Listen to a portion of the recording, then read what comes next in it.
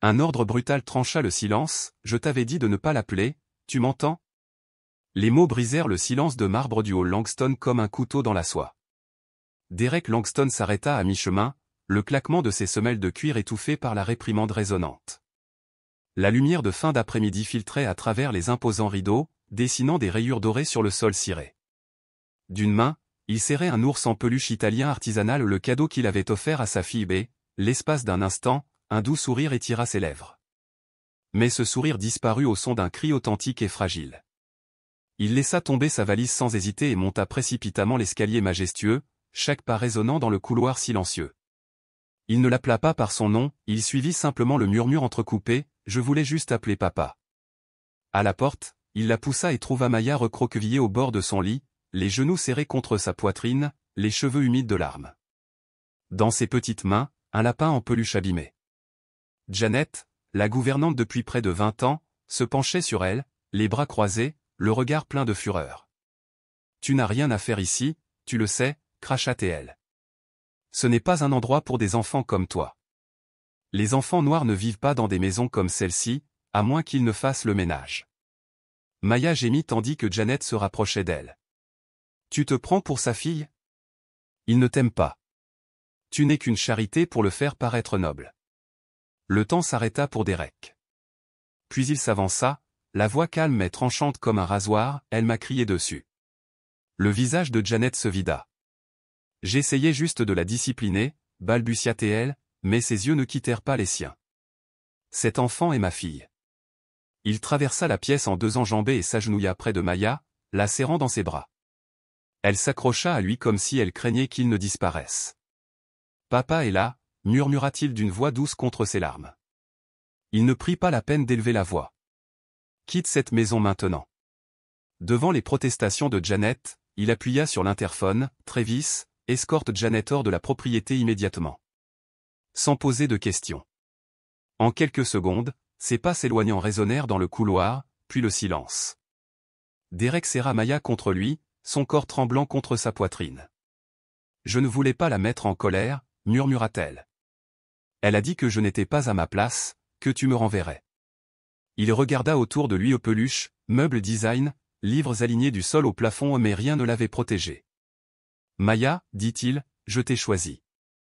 Je ne t'ai pas adoptée pour une séance photo. Je t'ai adoptée parce que tu es ma fille. Personne ne peut te dire le contraire. » Maya hocha à peine la tête.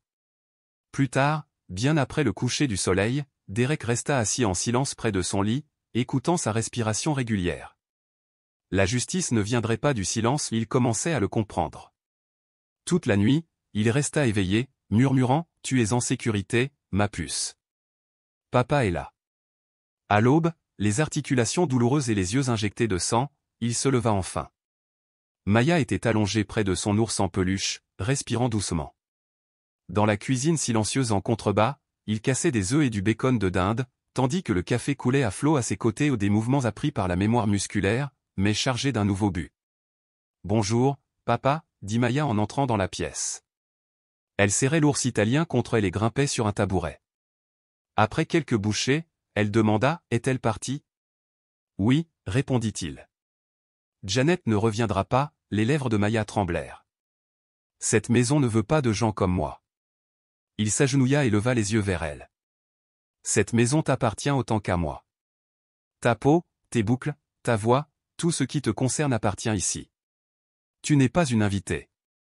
Tu fais partie de la famille. » Cet après-midi-là, il était assis avec son assistante dans son bureau. « Elle a maltraité psychologiquement ma fille » dit Derek. « C'est fini pour elle. Gérez son indemnité de départ, pas de presse, pas de drame et obtenez-moi les dossiers complets du personnel des 6 derniers mois. » Marcus griffonna des notes. « Tu crois que c'était une habitude ?» La voix de Derek s'adoucit. « Je crois que j'ai été aveugle. » Ce soir-là, il annula tous les rendez-vous et alla chercher Maya lui-même à l'école.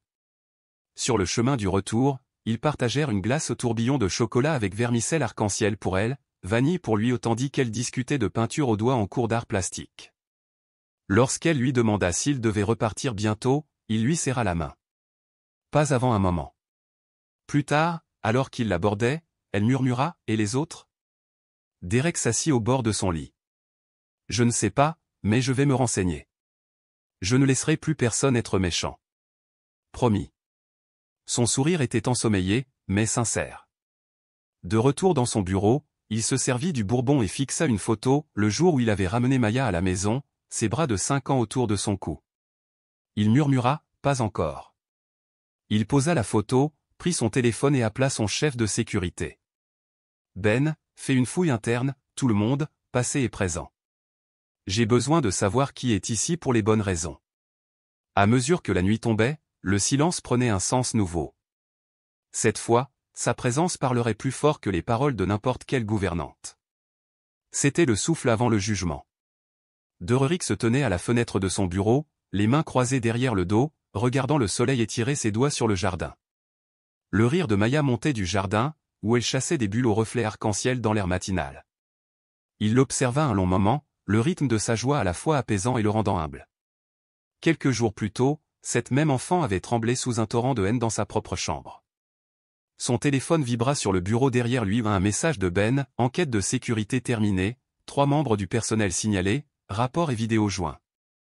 Dererick ouvrit le dossier et sentit sa mâchoire se serrer en lisant des trahisons subtiles, un employé qui avait appelé Maya, la chienne rescapée, un autre qui avait redirigé des cadeaux d'anniversaire qui lui étaient destinés vers la pile des dons généraux, un troisième qui avait, perdu, ses dessins scolaires à 2 reprises.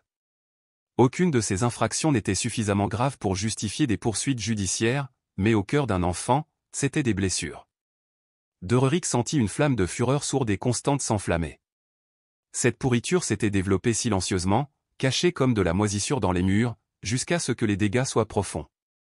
Il ne convoqua pas de réunion ni ne fit de scène. Au lieu de cela, il écrivit 3 lettres personnelles, directes, fermes, mais mesurées, informant chaque bénéficiaire que ses services n'étaient plus requis, accompagnées d'une indemnité de départ complète. Il les remit à Marcus sans cérémonie. Livrez-les avant midi, dit-il, et escortez-les hors du terrain. Marcus hocha la tête. Et des remplaçants, répondit Dererick. J'examinerai moi-même les nouvelles candidatures. Nous n'avons pas seulement besoin d'employés, nous avons besoin de tuteurs. Cet après-midi-là, il alla chercher Maya à l'école. Elle grimpa sur la banquette arrière, serrant contre elle une couronne en papier emmêlé. Je suis la reine Ma aujourd'hui, déclara-t-elle avec un sourire. Dererick sourit dans le rétroviseur. Votre Majesté, où allez-vous? À la maison, s'il vous plaît, rigolait-elle.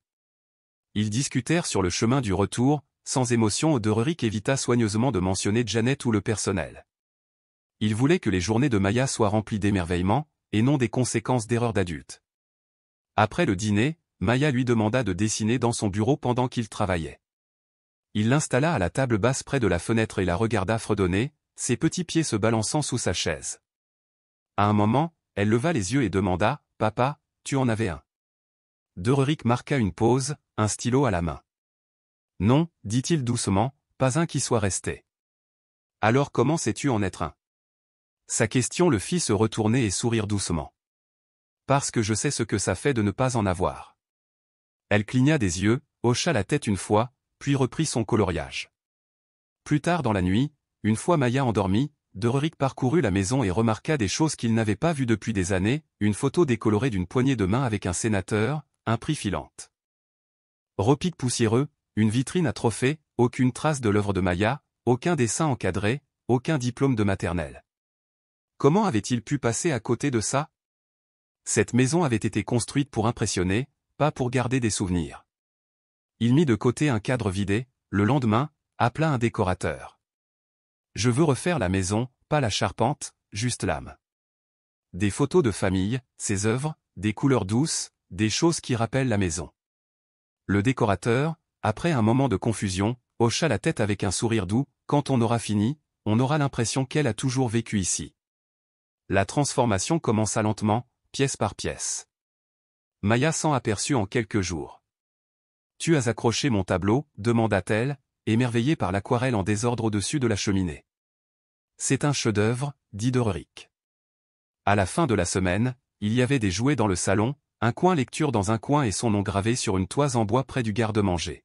« Cette maison a l'air différente, » murmura Maya un soir. « Elle te rattrape, répondit-il. Les maisons ont-elles un cœur, songea-t-elle. Seulement quand elles sont habitées par les bonnes personnes, répondit-il. Elle sourit et grimpa sur ses genoux. Puis vint le mercredi pluvieux où Doric trouva quelque chose d'étrange sous l'oreiller de Maya, une liste froissée qu'elle avait écrite au marqueur violet. Les choses que je ne dois pas faire. 1. Parler trop fort. 2. Toucher les murs. 3. Poser trop de questions. 4. Mange le dernier biscuit. 5. Appelle papa quand il est absent. 6. Pleurer. En dessous, en plus petit caractère, si je les enfreins, elle pourrait revenir et papa pourrait partir. Son souffle s'arrêta. Quand Maya revint de se brosser les dents et le vit tenir la liste, elle se figea. Tu n'étais pas censé trouver ça. Où as-tu appris ces règles, demanda-t-il doucement. Elle se tordit les mains. Elle me les faisait répéter tous les jours avant l'école. Doric s'agenouilla près d'elle et posa le papier sur la table de nuit. Ma chérie, aucune de ces règles n'est réelle. Tu n'as pas à les porter. Mais je ne veux pas qu'elles reviennent, ni que tu partes, murmura Maya. Sa voix se brisa, je ne te quitterai jamais, jamais. Tu es ma fille. Tu n'as pas à mériter cet amour. Cette nuit-là, Doric resta éveillé, les yeux rivés sur la liste. Le lendemain matin, il appela Marcus. J'ai besoin d'un thérapeute à domicile, quelqu'un en qui Maya puisse avoir confiance, qui comprenne ce que signifie grandir en tant que noir dans un monde qui ne vous reconnaît pas toujours. À la fin de la semaine, le docteur Lucille Harper, une psychologue pour enfants retraitée du département des anciens combattants, aux dreadlocks argentés et à la voix douce comme une couverture, était sur le porche de leur cuisine, proposant du thé et des biscuits au lieu de bloc-notes. Maya éclata de rire d'un vrai rire pour la première fois depuis des semaines. Au cours des séances suivantes, Maya a dessiné un lionceau à côté d'un homme en costume. C'est moi, a-t-elle dit. Et papa? C'est celui qui a les grandes mains. Lorsque le docteur Harper l'a interrogé sur l'expression du lion, Maya a répondu, il a l'air effrayé, mais il est fort quand même.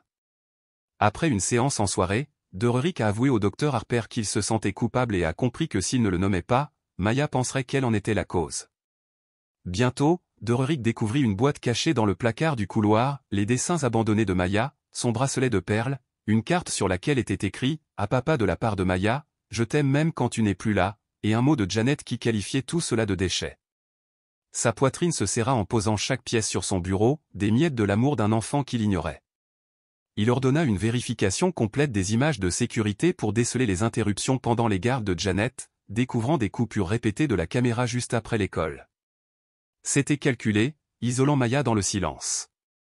Alimenté par une colère justifiée, Doric appela de nouveau Ben. Je veux un consultant en protection de l'enfance, quelqu'un pour évaluer l'impact à long terme. Ce soir-là, il s'assit à côté de Maya tandis qu'elle assemblait un puzzle.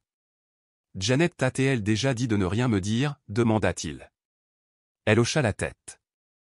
Elle a dit que si je parlais, je ruinerais ton travail et que tu devrais licencier des gens, et que ce serait de ma faute. Il lui caressa les cheveux. Rien de ce que tu dis ne pourrait me ruiner. Maya leva les yeux. Même si j'enfreins une règle, cacher ma douleur ne devrait pas en faire partie. Ça n'aurait jamais dû arriver, murmura-t-il. Le lendemain matin, devant le conseil d'administration de la Fondation Langston, Doric a lancé Safe Voices, une subvention nationale destinée à soutenir les conseillers scolaires, les centres de protection de l'enfance et les systèmes de signalement anonyme des enfants placés en famille d'accueil. Il ne s'agit pas seulement de ma fille, leur a-t-il dit. C'est pour chaque enfant qui murmure à l'oreille en pensant que personne ne l'entendra. Un léger applaudissement a retenti. De retour chez elle, Maya enfila des perles rouges pour le courage, bleues pour le calme, jaunes pour les « dimanches », les jours où elle se sentait en sécurité ou pour confectionner un bracelet pour le docteur Harper.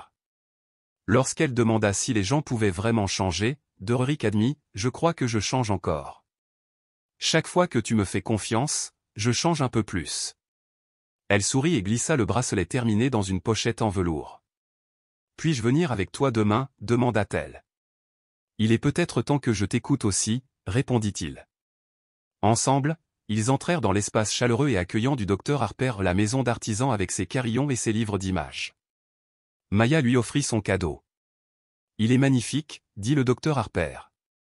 Et quand le docteur Harper lui demanda, « Y a-t-il quelque chose que tu aimerais que ton père sache ?» Maya murmura, « J'aimerais qu'il sache combien de fois j'ai failli dire quelque chose, mais je pensais que ça l'inquiéterait. Derrick sentit la vérité s'installer au plus profond de lui, il porterait ses fardeaux, alors elle ne les porterait jamais seule.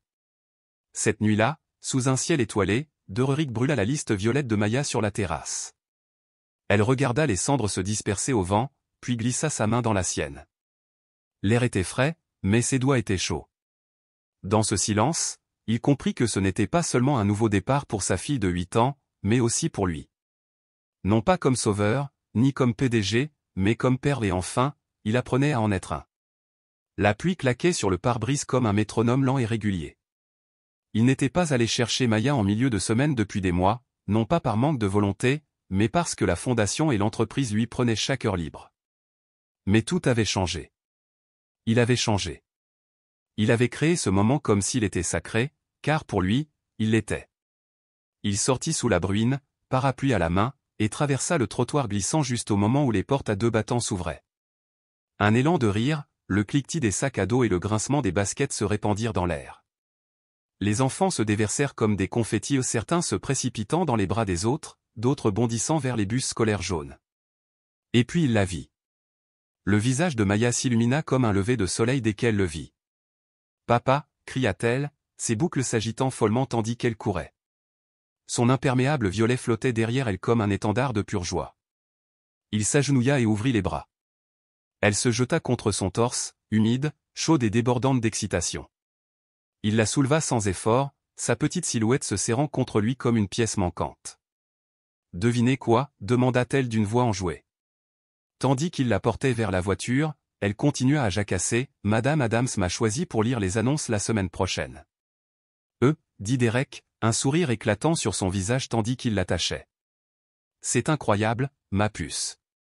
Tu vas dire à toute l'école ce qu'il y a au déjeuner? Pizza et compote de pommes ?» Elle rigola. « Je dirai peut-être quelque chose de sympa à la fin, comme « Sois gentil ou tais-toi. » C'est une très bonne devise, la taquina-t-il, et elle hocha la tête, rayonnante de fierté. Sur le chemin du retour, Maya fredonnait la radio en tambourinant des doigts sur la coudoir. Derek jetait des coups d'œil furtifs à son reflet dans le rétroviseur. En quelques mois, tout avait changé. Les cernes sous ses yeux s'étaient estompées. Ses épaules ne se courbaient plus comme si elle voulait disparaître. Elle était épanouie. Ce soir-là, au dîner, Derek lui servit des spaghettis fumant dans son assiette.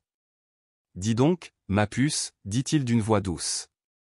Ça te dirait d'inviter des amis le week-end prochain? Une petite réunion dans le jardin, juste pour s'amuser et jouer. Et peut-être une soirée cinéma. » Les yeux de Maya s'écarquillèrent. « Chez nous? » Bien sûr, répondit-il. Il y aura des guirlandes lumineuses dans les arbres, des collations, et tu pourras leur montrer ta balançoire. Elle hésita, puis murmura, « Puis-je inviter Amani et Kevin? » Tu peux inviter qui tu veux, lui assura Derek. Un sourire illumina lentement son visage. Même Madame Tchou, du cours d'art plastique? Même Madame Tchou, dit-il en riant.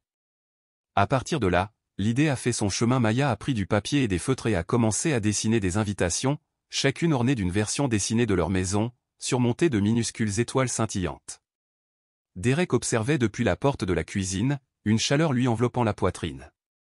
Ce n'était pas seulement une fête. C'était une déclaration, Maya était prête à accueillir à nouveau des gens dans son monde. Les jours suivants s'écoulèrent dans un tourbillon de planification.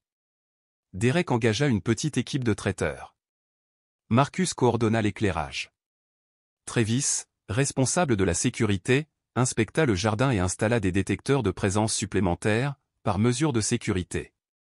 Maya, quant à elle, bouillonnait d'excitation, elle disposait des ballons à ses endroits préférés et concoctait une playlist de chansons à chanter en voiture. Derek la laissa prendre les rênes. Ce n'était pas une question de perfection. C'était une question de pouvoir, de joie. Quand le samedi arriva enfin, le jardin s'illuminait sous les douces guirlandes lumineuses suspendues aux chênes. Un projecteur était prêt contre le mur du fond. Des poufs et des couvertures de pique-nique parsemaient la pelouse. Un parfum de pop-corn, de mini hot dogs et de limonade fraîche flottait dans l'air chaud et printanier. Les invités arrivèrent en suite à capuches colorées, les enfants serrant des tupperwares remplis de friandises, les parents discutant en veste en jean, les professeurs saluant de la main. La première fois que Maya présenta Derek comme son père ce soir-là, il perçut une voix tremblante, un tremblement vite apaisé par un sourire courageux. Il comprenait. Dire son amour à voix haute semblait encore parfois risqué. Mais à chaque « papa », l'emprise du passé se relâchait. Au milieu du film, Maya grimpa sur les genoux de Derek, assise sur un pouf géant, et s'adossa contre son torse. « Tu ne travailles pas ce soir » murmura-t-elle. « Non. Tu ne vas nulle part demain. Rien que des crêpes et des dessins animés, promit-il. Elle sourit sans lever les yeux. « C'est la plus belle soirée de ma vie. » Derek l'embrassa sur le haut de la tête. « Moi aussi. » Tandis que le film défilait et que les étoiles scintillaient au-dessus de sa tête, il observa la cour où les rires fusaient dans l'air, la vie et la lumière rayonnaient tout autour. Ce n'était pas seulement une guérison. C'était une plénitude. Et pour la première fois depuis longtemps, Derek Langston savait exactement qui il était. Ni le PDG. Ni le donateur. Ni le modèle de réussite. Il était le père de Maya, et c'était le titre le plus important qu'il aurait jamais. Le dimanche matin, la lumière du soleil filtrait à travers les rideaux en lin de leur coin repas. Derek se tenait devant la cuisinière, retournant des crêpes, tandis que Maya, assise en tailleur sur le comptoir, fredonnait une chanson inventée. Ses cheveux étaient encore un peu en bataille à cause du sommeil, et elle portait son sweat à capuche oversize de la Fondation Langston, dont les manches glissaient sur ses petites mains. « Les crêpes sont-elles meilleures le dimanche » demanda-t-elle en reniflant l'air de façon théâtrale. « Seulement si tu fais la danse du sirop » répondit Derek en glissant un flapjack doré dans son assiette. Maya gloussa. « C'est quoi, la danse du sirop » Il haussa les épaules d'un air enjoué. « Il faudra que tu en inventes une. » Sur ce, elle sauta du comptoir et improvisa un pas traînant sur le carrelage, terminant par des mains de jazz exubérantes. « Ça valait bien une récompense » déclara Derek en lui tendant l'assiette. Ils s'installèrent près de la fenêtre, le chant des oiseaux se mêlant au doux tintement des fourchettes dans les assiettes. La paix semblait réelle, profonde, méritée. En début d'après-midi, le silence fut rompu par un appel de Marcus. Derek s'excusa et entra dans son bureau. Marcus lui envoya un lien. Quand Derek cliqua dessus, une vidéo se déclencha, un public de podcast d'une petite ville, filmé par une caméra tremblante. Le titre lui fit mal au cœur, la vérité derrière l'image adoptée de Derek Langston. Une photo floue de lui et Maya marchant main dans la main apparut à l'écran. L'animatrice ou une femme à la voix rauque et au sourire cynique s'exprima par-dessus l'image, « Vous savez ce qui est triste ? Quand des milliardaires adoptent des enfants juste pour leur image. Par sympathie pour les relations publiques. Une petite fille installée dans un manoir qui ne lui appartient pas, élevée par un homme qui n'a jamais expliqué ses véritables motivations. » Derek ferma son ordinateur portable, la mâchoire serrée, non pas à cause de l'insulte qu'il lui faisait, mais à cause de la suggestion que Maya était un accessoire. Il rappela Marcus. « On sait qui est derrière tout ça. »« Je m'appelle Leia Brené » a dit Marcus. C'est une podcasteuse choc d'extrême droite qui cherche à attiser la controverse. Elle n'a pas encore beaucoup circulé, juste quelques partages marginaux. Je ne réponds pas avec des avocats, dit Derek en regardant la balançoire du jardin se balancer doucement au vent. Alors comment ? Je vais y répondre à ma façon. Il retourna dans la cuisine, où Maya coloriait sur un set de table. Ma chérie, dit-il doucement, veux-tu m'aider à raconter notre histoire ? Juste nous deux, une petite vidéo, pour parler de ce qui fait la réalité de notre famille. Ses yeux clignaient comme un personnage de conte de fées. Est-ce que je pourrais choisir ce que je vais porter ? Absolument. 2 jours plus tard, ils invitèrent une petite équipe de production de confiance à filmer dans leur salon. Rien de spécial, juste une caméra, une lumière et un micro. Maya portait son t-shirt, « Je suis le patron », et Derek avait choisi sa plus vieille chemise en flanelle et son jean. Ils s'assirent côte à côte sur le canapé, Maya balançant ses pieds. La douce question du réalisateur, « Qu'est-ce que vous aimez le plus l'un chez l'autre ?» Maya a commencé, « J'aime que mon père m'écoute toujours, même quand je parle trop, et qu'il sente le café et la sécurité. » Derek déglutit, puis sourit. « J'aime que Maya me rappelle qui je suis et qu'elle soit plus courageuse que des gens 2 fois plus grands qu'elle. » La vidéo était simple, pas de musique, pas d'image, juste la vérité. Ils l'ont publiée discrètement sur la page de la Fondation Langston. À la tombée de la nuit, elle comptait 200 000 vues. Au matin, plus d'1 million de commentaires ont afflué de tout le pays, ça m'a fait pleurer. Merci de montrer à quoi ressemble l'amour. Je suis depuis l'Ohio et je tiens à dire que cet enfant est béni, tout comme son père. Étant moi-même famille d'accueil, cela me donne de l'espoir. Un commentaire en particulier a marqué Derek. J'habite à 3 pâtés de maison de chez toi. Je ne connaissais pas ton histoire. Maintenant, je la connais. Si Maya veut un jour jouer avec ma fille, nous en serions honorés. Il le montra à Maya, et son visage s'illumina d'un sourire timide et reconnaissant. Cet après-midi-là, Maya et sa nouvelle amie Camilla décorèrent l'allée de dessin à la craie arc-en-ciel, cœurs et bonhommes allumettes se tenant la main tandis que Derek les observait depuis le porche, un café à la main, le cœur gonflé de fierté. Ce soir-là, le docteur Harper est passé. Elle est radieuse, a-t-elle dit, tandis que Maya rentrait précipitamment chercher du jus. Se tournant vers Derek, elle lui a demandé, « Et vous, comment tenez-vous le coup ?» Il laissa échapper un long soupir. « Je m'attendais à une réaction négative, » admit-il, « mais l'amour m'a pris au dépourvu. » Le docteur Harper hocha la tête avec sagesse. « C'est ça, la vérité. Elle ne rugit pas toujours. Parfois, elle se tient tranquille et laisse les gens voir. » Derek contempla la lumière déclinante. « Je n'ai pas adopté Maya pour faire passer un message, » avoua-t-il. « Mais peut-être que notre histoire peut en être une. » « Une histoire de quoi ?» demanda le docteur Harper. Il sourit doucement. « À quoi ça ressemble quand l'amour apparaît et dure ?» Une semaine plus tard, Derek se retrouva à jeter un coup d'œil derrière le rideau de velours d'un petit auditorium d'Atlanta. Ce n'était ni un événement de presse ni un gala d'entreprise, mais un rassemblement communautaire organisé par le centre de jeunesse local pour célébrer les familles d'accueil et adoptives. La fondation Langston l'avait discrètement sponsorisé, mais Derek n'avait aucune intention de parler, jusqu'à ce que Maya, avec son regard sage et sérieux, lui demande le matin même, « Peux-tu leur dire pourquoi tu m'as choisi ?» Il n'avait pas prévu de le faire. Pourtant, sous les applaudissements et la voix de l'animateur qui l'appelait, il s'avança sans fanfare, sans costume, juste un homme en manches retroussées et en jean, serrant contre lui une feuille pliée qu'il n'avait jamais eu l'intention de lire. « Bonjour », commença-t-il d'une voix ferme mais chaleureuse. « Je ne suis pas ici aujourd'hui en tant qu'homme d'affaires. Je suis ici en tant que père, un père reconnaissant. Il y a quelques années, j'ai fait un choix qui a changé ma vie. J'ai adopté une petite fille, non pas pour faire une déclaration ni pour être le héros de qui que ce soit, mais parce qu'elle m'a montré qu'il me manquait quelque chose dans ma vie, quelque chose dont j'ignorais même avoir besoin. » Un silence s'abattit sur la pièce tandis qu'il continuait, « Je n'étais pas préparé à ce que j'allais devoir grandir, ni à l'introspection profonde que j'allais devoir accomplir. Mais Maya m'a appris que l'amour ne se résume pas à ce qu'on dit. C'est ce qu'on fait quand personne ne regarde. C'est être présent, se montrer présent, écouter quand son cœur est trop fatigué pour parler.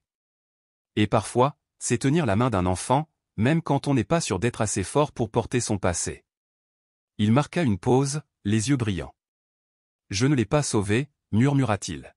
« C'est elle qui m'a sauvé. » Après cela, les gens se sont précipités pour échanger des accolades et des anecdotes. Un homme d'une 60aine d'années a serré la main de Derek et a murmuré, « J'ai élevé 3 fils adoptifs, et je n'ai jamais entendu ça comme ça. Merci. » Ce soir-là, de retour à la maison, Maya l'attendait sur le canapé, une couverture enroulée autour de ses épaules. « Tu leur as dit ?» demanda-t-elle. « Je l'ai fait. » « Étais-tu nerveux ? » ?»« Un peu. »« As-tu pleuré ? » Il rit doucement. « Je le savais. » Ils passèrent le reste de la soirée à dévorer du pop-corn et à regarder de vieux dessins animés. Vers minuit, Maya se redressa. « Puis-je demander quelque chose d'important ? » « Toujours. »« Si jamais quelque chose t'arrivait, devrais-je aller ailleurs ?» Derek se tourna vers elle, le cœur battant la chamade. « Non, » dit-il fermement. « S'il m'arrivait quelque chose, je me suis déjà assuré que tu resterais avec des gens qui t'aiment, qui te connaissent, qui comprennent tout ce que tu as traversé. Tu ne seras plus jamais seule, Maya. Plus jamais. » Elle semblait soulagée, même si une petite ombre persistait dans ses yeux. « Je ne veux plus me sentir invisible. Tu es la personne la plus visible de ma vie, » a-t-il promis. « Je veillerai toujours à ce que tu te sentes vue. » Plus tard dans la semaine, une lettre est arrivée au bureau de la fondation en manuscrite, sans adresse de retour, mais soignée et sincère. « Monsieur Langston, j'ai regardé votre vidéo. Je vous avais déjà jugé, j'avais tort. Mon propre fils est sorti de famille d'accueil, et parfois j'oublie combien cela a dû être difficile pour lui. Votre histoire m'a rappelé que l'amour s'apprend, et que nous continuons tous à apprendre. Merci. Derek l'a lu 2 fois avant de le ranger dans sa mallette, réalisant que leur histoire touchait des vies tranquillement et profondément, dans les cuisines, les écoles et les salons, pas dans les gros titres ou les salles de réunion. Lors de la séance suivante du docteur Harper, Maya a présenté son dessin, un grand cœur entourant 2 bonhommes allumettes, un grand, un petit. C'est moi et papa, expliqua-t-elle. Et le cœur, c'est notre maison. Le docteur Harper sourit. Le cœur bien rempli. C'est vrai, acquiesça Maya. Mais il y a encore de la place.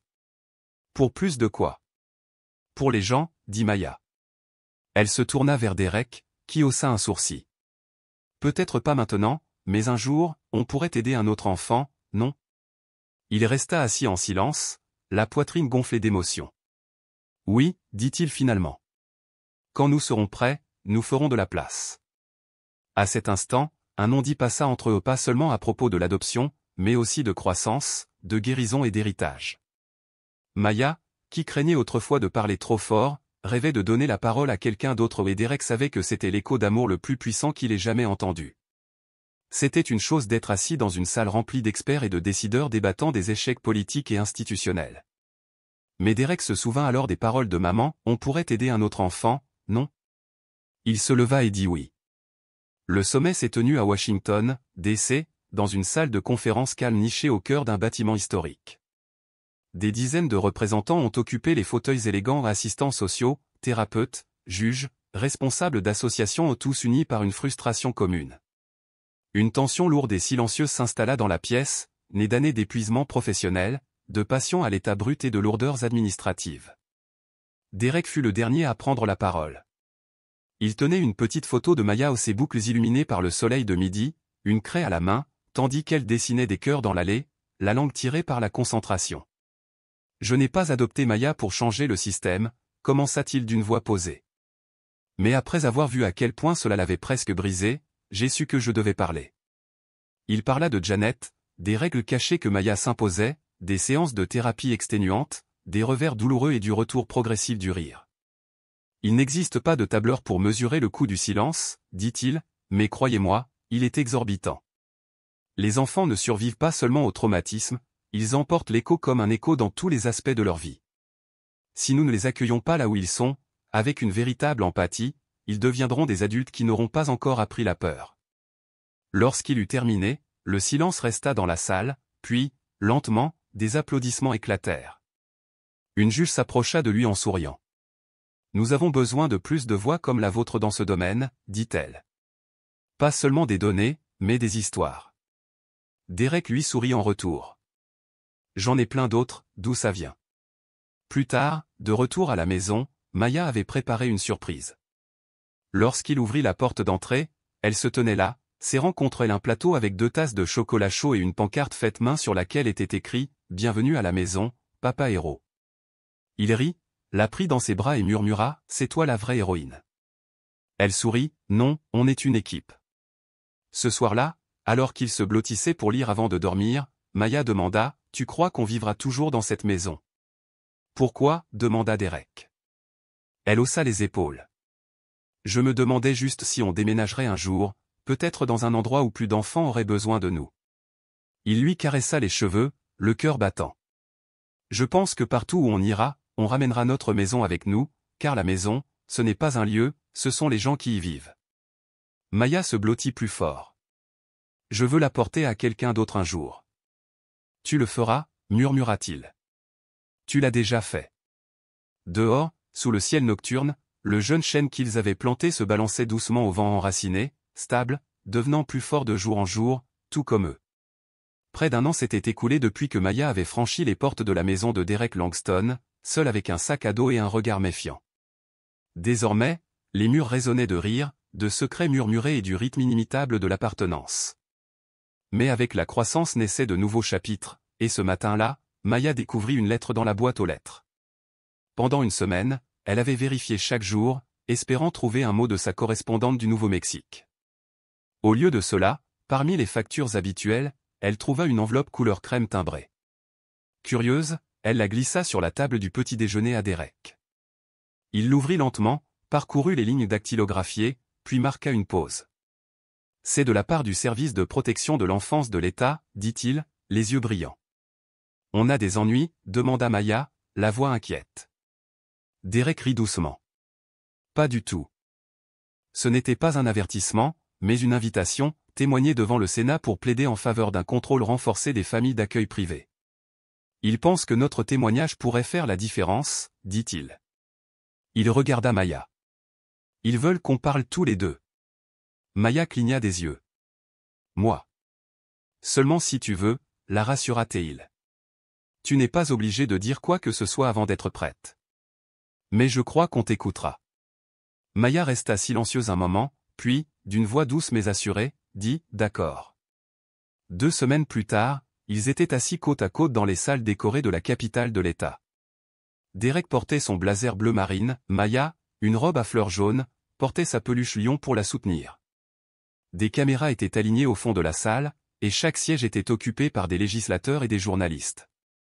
Derek commença, racontant l'arrivée de Maya dans sa vie, comment le système n'avait pas perçu sa douleur, et comment l'amour, la constance et le soutien professionnel l'avaient aidé à commencer à guérir.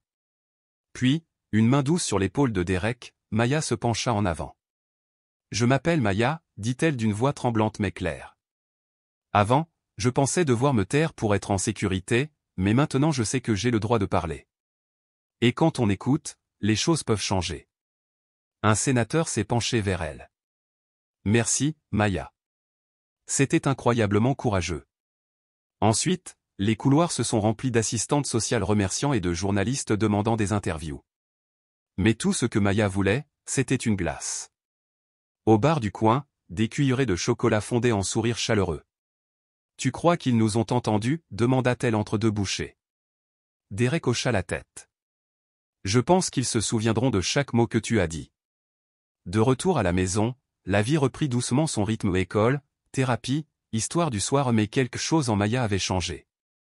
Elle marchait un peu plus droite, corrigeait les erreurs de prononciation de son nom et accueillait ses nouveaux camarades avec une confiance tranquille. Un soir, le docteur Harper les rejoignit pour dîner. Devant un poulet rôti et une purée de pommes de terre, Maya surprit tout le monde, « Je crois que je veux écrire un livre. » Le docteur Harper sourit.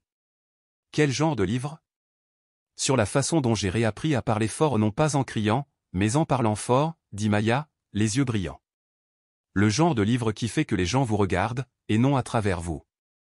C'est un livre que j'achèterai, dit Derek en posant sa fourchette. Et tu dois le faire, tu y figureras. Ils rirent ensemble, et l'idée fit son chemin. Au cours des semaines suivantes, père et fille rédigèrent les premiers chapitres, des instantanés des règles de silence, du bracelet de perles, de la peluche lion, de l'arbre qu'ils avaient planté. Maya dictait des passages tandis que Derek tapait à la machine, puis elle remplissait des cahiers dans sa chambre.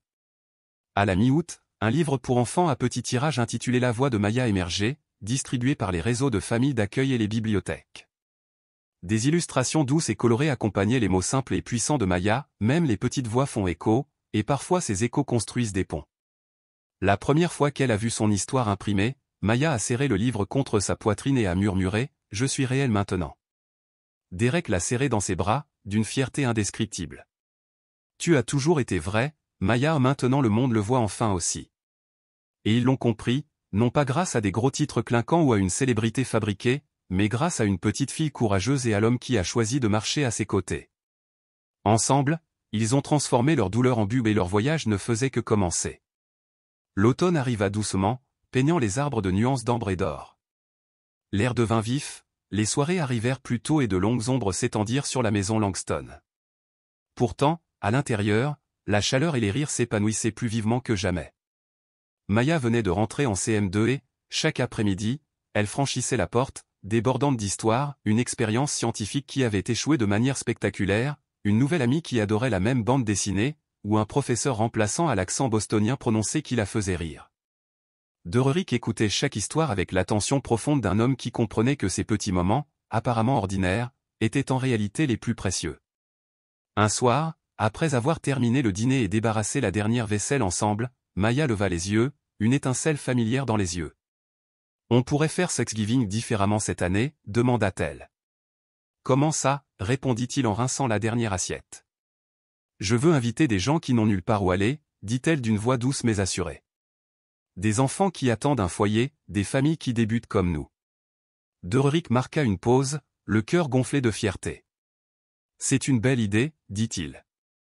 Je veux qu'ils ressentent ce que j'ai ressenti l'année dernière. Maya hocha la tête. Ce sentiment que peut-être tout ira bien. Il s'agenouilla près d'elle et la serra dans ses bras. Alors faisons en sorte que ça arrive. La nouvelle s'est rapidement répandue dans les réseaux locaux de familles d'accueil et les refuges communautaires.